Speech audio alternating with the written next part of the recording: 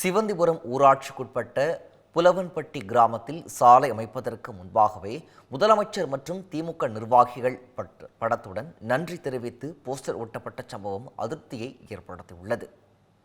நெல்லை மாவட்டம் சிவந்திபுரம் ஊராட்சிக்குட்பட்ட புலவன்பட்டி கிராமத்தில் காமராஜர் திடல் அருகே இருந்து வாட்டர் டேங்க் வரை 400 மீட்டர் தூரத்திற்கு சாலை அமைக்க 13 லட்சம் ரூபாய் நிதி ஒதுக்கப்பட்டது.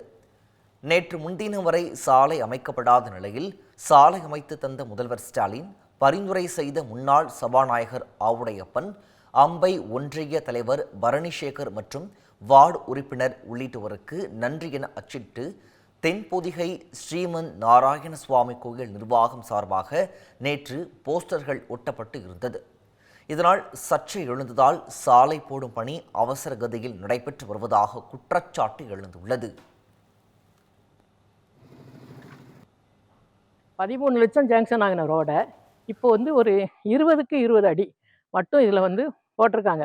போட்டுட்டு முடிச்சுட்டு வால் போஸ்ட் ஒட்டியாச்சு.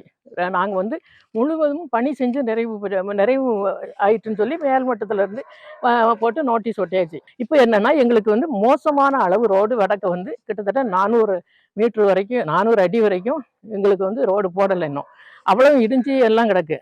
கேட்டாக்கி அவங்க கவுன்சிலர் கணவர் அது அமைதெல்லாம் போய்கிட்டு திண்டுக்கு மட்டும் பதில் மட்டும் சொல்கிறாரே தவிர எங்களை வாய் பேச பொதுமக்களை விடவே இல்லை.